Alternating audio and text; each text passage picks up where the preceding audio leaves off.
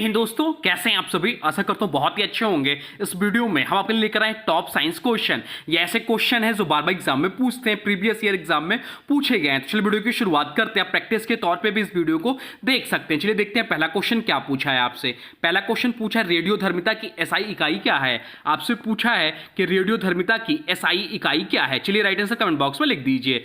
तो right answer जो हो जाएगा वो हो जाएगा ऑप्शन है बेकरल जो है या रेडियोधर्मिता की एसआई इकाई है।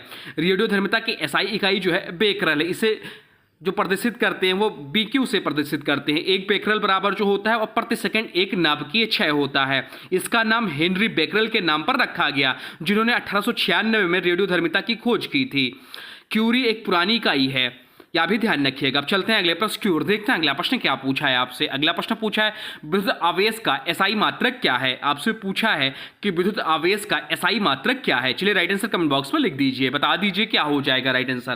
तो राइट आंसर जो हो जाएगा वो हो जाएगा ऑप्शन बी, कूलाम विद्युत आवेश का एसआई मात्रक है। ऑप्शन बी इस प्रश्न का राइट आंसर हो जाएगा। विद्युत आवेश का एसआई मात्रक जो है कूलाम है। एक कूलाम बराबर वह आवेश जो 1 एम्पीयर धारा के प्रवाह से 1 सेकंड में गुजरता है। कूलाम बराबर होता क्या है, तो कूलाम बराबर जो होता है वह क्यू यानी कि आवेश बराबर जो होता है वो होता है आपका धारा आई इंटू टी होता है, यानी कि धारा गुणे समय। धारा को एम्पियर में और समय को सेकंड में मापते हैं। इसका नाम चार्ल्स एंगस्टन डी कूलाम के नाम पर रखा गया। तो कूलाम बराबर होता क्या है, धारा इंटू समय होता है। अब चलते हैं अगले प्रश्न की ओर। देखते हैं अगला प्रश्न क्या पूछा है आपसे। अगला प्रश्न पूछा है प्रतिरोध की एसआई इकाई क्या है। आपसे पूछा है कि प्रतिरोध की इकाई एसआई इकाई क्या है। चलिए बताइए राइट आंसर क्या हो जाएगा। तो राइट आंसर जो हो जाएगा वो हो जाएगा ऑप्शन बी, ओम। ओम जो है प्रतिरोध की एसआई इकाई है। विद्युत प्रतिरोध की एसआई इकाई जो है ओम है। इसे ओमेगा से इसका ओमेगा प्रतीक है। ओम का नियम क्या है, तो ओम का नियम आर बराबर जो है आर बराबर बी बटा विभवांतर बटा आई मतलब धारा एम्पियर। जहां पर ओम का नियम जो आर बराबर बी अपॉन आई, जहां पर आर प्रतिरोध है ये ओम और बी विभवांतर है यानी कि वोल्ट और धारा जो है एम्पियर है। 1 ओम बराबर जब किसी चालक पर 1 वोल्ट का विभवांतर और उसमें 1 एम्पियर धारा बहे।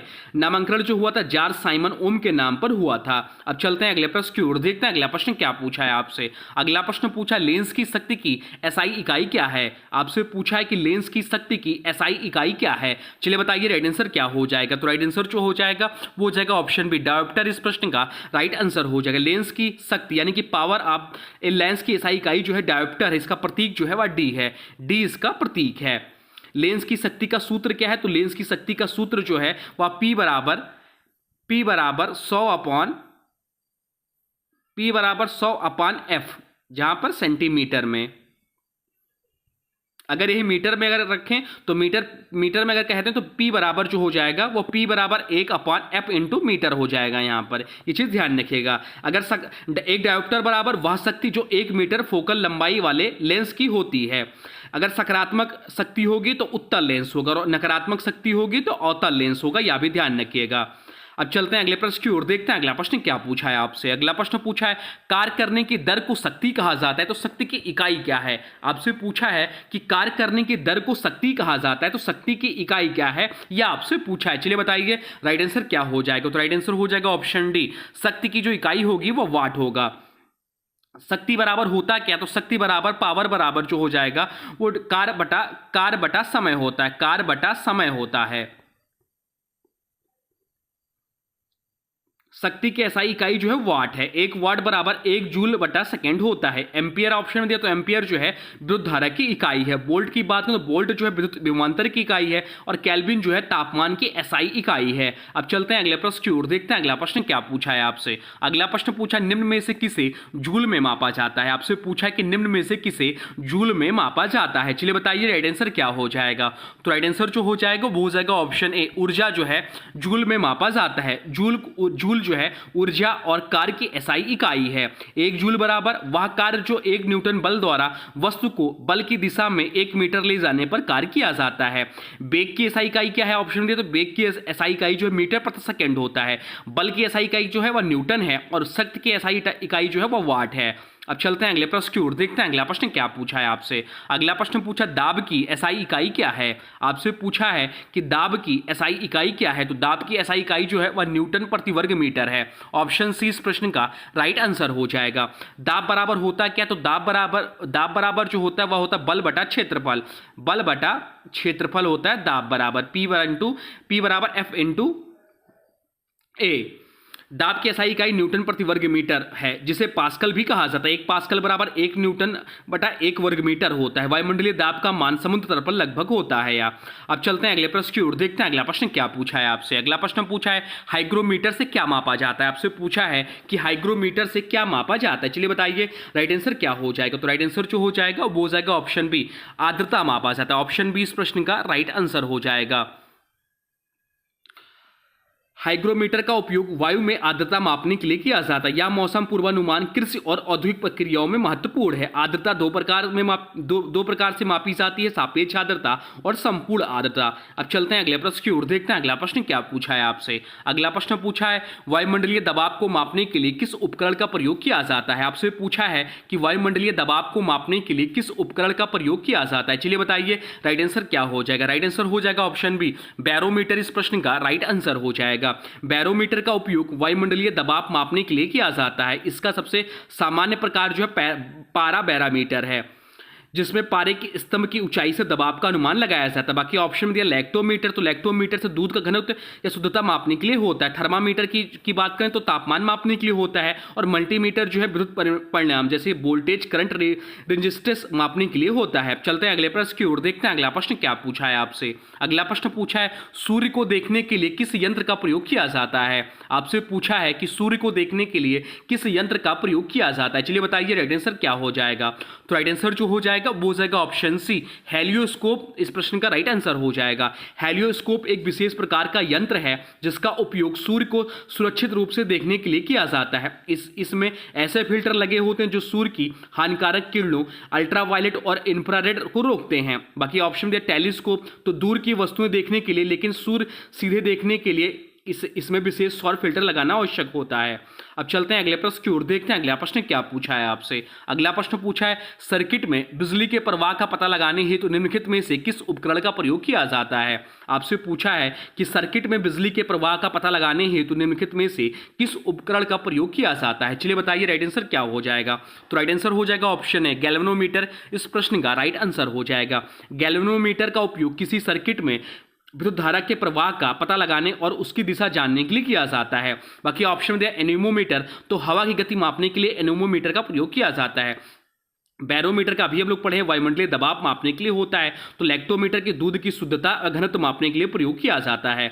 अब चलते हैं अगले प्रश्न की ओर, देखते हैं अगला प्रश्न क्या पूछा है आपसे। अगला प्रश्न पूछा है तरल पदार्थ के घनत्व को मापने के लिए किसका प्रयोग किया जाता है। आपसे पूछा है कि तरल पदार्थ के घनत्व को मापने के लिए किसका प्रयोग किया जाता है। चलिए राइट आंसर कमेंट बॉक्स में लिख दीजिए। तो राइट आंसर हो जाएगा ऑप्शन बी, हाइड्रोमीटर इस प्रश्न का राइट आंसर हो जाएगा। हाइड्रोमीटर का उपयोग तरल पदार्थ के घनत्व या विशिष्ट गुरुत्व को मापने के लिए किया जाता है। यह आमतौर पर एक लंबी नली और नीचे भार वाले फ्लोट से बना होता है जो तरल में डुबाकर माप करता है।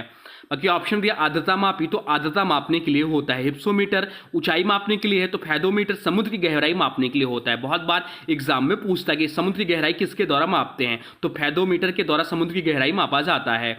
अब चलते हैं अगले प्रश्न की ओर, देखते हैं अगला प्रश्न क्या पूछा है आपसे। अगला प्रश्न पूछा है पानी के अंदर की वस्तुओं का पता लगाने के लिए किस यंत्र का उपयोग किया जाता है। आपसे पूछा है कि पानी के अंदर की वस्तुओं का पता लगाने के लिए किस यंत्र का प्रयोग किया जाता है। चलिए बताइए राइट आंसर क्या हो जाएगा। राइट आंसर हो जाएगा ऑप्शन सी, सोनार इस प्रश्न का राइट आंसर हो जाएगा। सोनार यानी कि साउंड नेविगेशन एंड रैंगिंग का उपयोग पानी के अंदर वस्तुओं का पता लगाने के लिए किया जाता है। या ध्वनि तरंगों को पानी में भेजकर उसकी प्रतिध्वनि यानी कि इको को माप कर वस्तु की दूरी और स्थिति ज्ञात करता है। बाकी ऑप्शन में दिया रडार, तो रेडियो तरंगों से हवा या अंतरिक्ष में वस्तुओं का पता लगाने के लिए इसका प्रयोग होता है। लेजर की बात करें तो प्रकाश किरण आधारित मापन या कटिंग आदि के लिए। स्कूबा जो है पानी के भीतर सांस लेने के उपकरण के रूप में होता है। अब चलते हैं अगले प्रश्न की ओर, देखते हैं अगला प्रश्न क्या पूछा है आपसे। अगला प्रश्न पूछा है हवा की गति को मापने के लिए निम्नलिखित में से किस उपकरण का उपयोग किया जाता है। आपसे पूछा है कि हवा की गति को मापने के लिए निम्नलिखित में से किस उपकरण का प्रयोग किया जाता है। चलिए बताइए राइट आंसर क्या हो जाएगा। तो राइट आंसर जो हो जाएगा वो हो जाएगा ऑप्शन सी, एनीमोमीटर इस प्रश्न का राइट आंसर हो जाएगा। एनीमोमीटर का उपयोग हवा की गति मापने के लिए किया जाता है या मौसम विज्ञान में महत्वपूर्ण उपकरण है। बाकी ऑप्शन में दिया ओडोमीटर, तो ओडोमीटर द्वारा वाहन द्वारा तय की दूरी मापने के लिए होता है। हाइग्रोमीटर आर्द्रता मापने के लिए होता है। तो अमीटर जो है विद्युत धारा मापने के लिए होता है। अब चलते हैं अगले प्रश्न की ओर, देखते हैं अगला प्रश्न क्या पूछा है आपसे। अगला प्रश्न पूछा भट्टियों जैसे अपेक्षाकृत उच्च तापमान मापने के लिए निम्नलिखित में से किस यंत्र का उपयोग किया जाता है। आपसे पूछा है भट्टियों जैसे अपेक्षाकृत उच्च तापमान मापने के लिए निम्नलिखित में से किस यंत्र का उपयोग किया जाता है। चलिए बताइए राइट आंसर क्या हो जाएगा। तो राइट आंसर जो हो जाएगा वो जाएगा ऑप्शन बी, पायरोमीटर इस प्रश्न का राइट आंसर हो जाएगा। पायरोमीटर का उपयोग भट्टियों और अन्य उच्च तापमान वाले स्थानों का तापमान मापने के लिए किया जाता है या तापमान को प्रत्यक्ष संपर्क के बिना माप सकता है, आमतौर पर औरक्त विकिरण के आधार पर। अब चलते हैं अगले प्रश्न की ओर, देखते हैं अगला प्रश्न क्या पूछा है आपसे। अगला प्रश्न जो पूछा वह पूछा है 20 न्यूटन का बल किसी वस्तु पर कार्य कर रहा है। वस्तु बल की दिशा में 4 मीटर के माध्यम से विस्थापित है, तो किया गया कार्य क्या है, यह आपसे पूछा है। चलिए बताइए राइट आंसर क्या हो जाएगा। तो हम इसे सीधे हल कर सकते हैं। दिया क्या गया है, तो F बराबर जो दिया है, बल F बराबर जो दिया है 20 न्यूटन दिया हुआ। क्या दिया है, 20 न्यूटन दिया है। विस्थापन कितना दिया, तो विस्थापन D बराबर जो दिया है, विस्थापन D बराबर जो दिया हुआ है वह आपका दिया हुआ है 4 मीटर दिया हुआ है।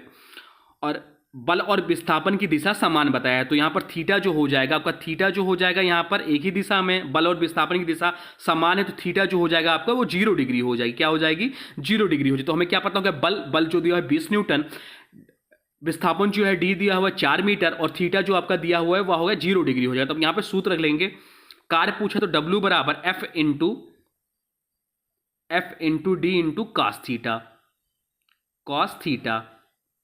तो F इंटू डी क्या होगा, F into D into cos theta हो जाए। तो F इंटू डी, तो F हो जाएगा आपका 20 इंटू D दिया हुआ है 4, 20 चौक औसे, और जो cos थीटा जीरो का जो मान हो जाएगा वो 1 हो जाएगा, तो इंटू 1, तो 20 चौक 80 कार को मापते हैं जूल में, तो 80 जूल इस प्रश्न का राइट आंसर हो जाएगा। ऑप्शन क्या है, ऑप्शन डी इस प्रश्न का राइट आंसर हो जाएगा। 80 जूल इस प्रश्न का राइट आंसर हो जाएगा। तो सीधे सीधे वैल्यू रखेंगे। उस यहां पर पूछा आपसे कार, यहां आपसे पूछा गया था कि कार क्या है, तो कार बराबर जो होता है वो होता है F into D into cos theta. जहां पर बल जो दिया हुआ है 20 न्यूटन दिया हुआ है और विस्थापन जो दिया है 4 मीटर दिया हुआ है, और जो थीटा निकालेंगे तो बल और विस्थापन की दिशा समान है, इसलिए थीटा जो आपका हो जाएगा वो 0 डिग्री हो जाएगा। कार पूछे तो कार का जो सूत्र होगा W बराबर F into D into cos theta हो जाएगा। तो W बराबर 20 गुणे 4 गुणे कास थीटा का मान 1 हो, कास 0 डिग्री थीटा का मान जो होता है 1 होता है, तो 20 गुणे 4 यानी कि 80, और कार्य को जो मापते हैं जूल से मापते हैं, तो 80 जूल इस प्रश्न का राइट आंसर हो जाएगा। या क्वेश्चन इंपॉर्टेंट है, इस टाइप में क्वेश्चन पूछता है एग्जाम में। अब चलते हैं अगले प्रश्न की ओर, देखते हैं अगला प्रश्न क्या पूछा है आपसे। अगला प्रश्न पूछा एक वस्तु पर 25 न्यूटन का बल कार्य कर रहा है। एक वस्तु पर 25 न्यूटन का बल कार्य कर रहा है, यानी कि F जो दिया हुआ है वह आपका दिया है 25 न्यूटन। ये हो जाएगा F आपका 25 न्यूटन दिया हुआ है। उस वस्तु पर बल की दिशा में 5 मीटर तक हटाया जाता है। 5 मीटर जो हो जाएगा वो आपका D हो जाएगा। 5 मीटर तक हटाया जाता है, बल द्वारा किया गया कार्य क्या होगा। बल यहाँ पर दिया हुआ है 20 न्यूटन, विस्थापन दिया हुआ है 4 मीटर, और बल और विस्थापन की दिशा समान है, तो थीटा बराबर हो जाएगा 0 डिग्री। तो पहले के जैसा ही क्वेश्चन है। अब यहाँ पर कार्य पूछा है, तो कार्य बराबर हो जाएगा W बराबर F into D into cos theta हो जाएगा। तो F क्या हुआ दिया हुआ है 25 न्यूटन दिया हुआ है, D जो दिया हुआ है 5 मीटर दिया हुआ है,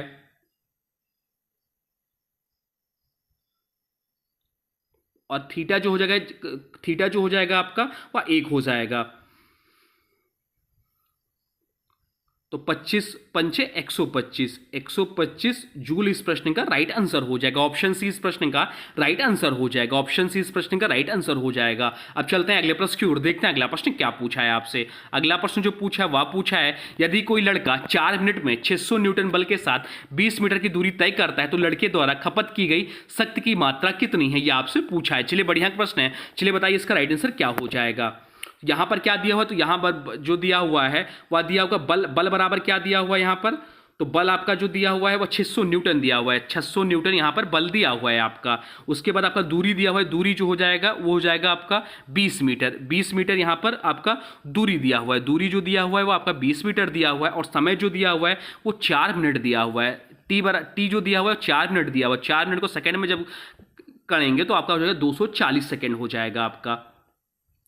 आपको निकालना है क्या है, तो आपको यहाँ शक्ति की मात्रा निकाली। तो शक्ति की मात्रा निकालने के लिए आपको पहले आपका निकालना होगा कार्य निकालना होगा। तो कार्य बराबर क्या हो जाएगा, W बराबर F इंटू डी हो जाएगा।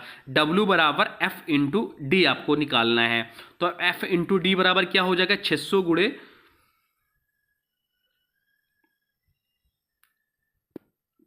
गुणे 20 कितना आ जाएगा, 600 गुणे 20 आ जाएगा 12,000 जूल। W बराबर क्या आ जाएगा, 12,000 जूल आपका हो जाएगा। 12,000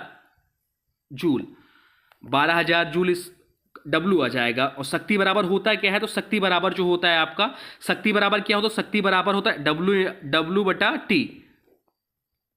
P बराबर जो हो जाएगा W बटा डी। तो यहाँ पर वैल्यू रख देंगे। तो अभी हम लोग निकाल रहा है कि W क्या आया था, 12,000 जूल। W आया था 12,000 जूल और आपका जो T है, जो समय दिया हुआ था, तो समय हम लोग निकाले थे अभी 240 सेकंड निकाले हुए थे। 240 सेकंड, जो इसको भाग कर देंगे 0 से 0 कट जाएगा और 24 पंचे 120, तो आपका 50। और क्या पूछा है आपसे, शक्ति पूछा। तो शक्ति की मात्रा जो होती है वह होती वाट होती है। शक्ति को वाट से मापते तो 50 वाट इस प्रश्न का राइट आंसर हो जाएगा। ऑप्शन ए इस प्रश्न का राइट आंसर हो जाएगा। बढ़िया प्रश्न, इसको ध्यान रखिएगा, एग्जाम में अभी क्वेश्चन पूछता है। अब चलते हैं अगले प्रश्न की ओर, देखते हैं अगला प्रश्न क्या पूछा है आपसे। अगला प्रश्न पूछा है, जब कार एक मोड़ लेती है तो वह कौन सा बल है जो हमें बाहर की ओर धक्का देता है। आपसे पूछा है कि जब कार एक मोड़ लेती है तो वह कौन सा बल है जो हमें बाहर की ओर धक्का देता है। चलिए बताइए राइट आंसर क्या हो जाएगा। तो राइट आंसर हो जाएगा ऑप्शन बी। अब केंद्रीय बल इस प्रश्न का राइट आंसर हो जाएगा। जब कार मोड़ लेती है तो असल में केंद्राभिमुख बल कार को मोड़ के अंदर की ओर खींचता है, लेकिन यात्री को ऐसा लगता है कि वह बाहर की ओर धकेला जा रहा है। यह अनुभव अपकेंद्री बल कहलाता है, जो वास्तव में काल्पनिक बल है। यह प्रभाव जड़त्व के कारण महसूस होता है। अब चलते हैं अगले प्रश्न की ओर, देखते हैं अगला प्रश्न क्या पूछा है आपसे। अगला प्रश्न पूछा है, डेयरी से प्रयोग किए जाने वाले दूध से क्रीम को अलग करने की प्रक्रिया कहलाती है। आपसे पूछा है कि डेयरी से प्रयोग किए जाने वाले दूध से क्रीम को अलग करने की प्रक्रिया क्या कहलाती है। चलिए बताइए राइट आंसर क्या हो जाएगा। राइट आंसर हो जाएगा ऑप्शन बी, अपकेंद्रीकरण कहलाती है। ऑप्शन बी इस प्रश्न का राइट आंसर हो जाएगा। दूध से क्रीम अलग करने के लिए सेपरेटर मशीन का उपयोग किया जाता है, जो अपकेंद्री बल के सिद्धांत पर काम करती है। इस प्रक्रिया में भारी वसा रहित दूध यानी कि स्किम्ड मिल्क और हल्की वसा क्रीम अलग हो जाती है। यह प्रक्रिया डेयरी उद्योग में बड़े पैमाने पर इस्तेमाल होती है। तो ये रहे आपके टॉप साइंस क्वेश्चन जो आपके एग्जाम में आपसे पूछ सकते हैं और पूछे गए प्रश्न ही है, प्रीवियस ईयर ही क्वेश्चन है, तो आपके लिए इंपॉर्टेंट है, इसको प्रैक्टिस जरूर करिएगा। अब आज की वीडियो से प्रश्न है, इसका राइट आंसर आप लोग को कमेंट बॉक्स में बताना है। आज की वीडियो से प्रश्न है, तरल पदार्थ घनत्व को मापने के लिए किसका प्रयोग किया जाता है। आपसे पूछा है कि तरल पदार्थ घनत्व को मापने के लिए किसका प्रयोग किया जाता है। इसका जो भी राइट आंसर होगा कमेंट बॉक्स में जरूर बताइएगा। और हाँ, वीडियो कैसा लगा इसके बारे में भी जरूर बताइए। कोई सुझाव हो तो अभी कमेंट बॉक्स में लिख दीजिए। और हाँ देखिए, अभी तक आपने वीडियो को लाइक नहीं किया तो प्लीज वीडियो को लाइक कर दीजिए और वीडियो को किसी स्टडी ग्रुप में शेयर कर दीजिए। तो चलिए मिलते हैं नए वीडियो में, तब तक के लिए thanks for watching railway exam target channel को।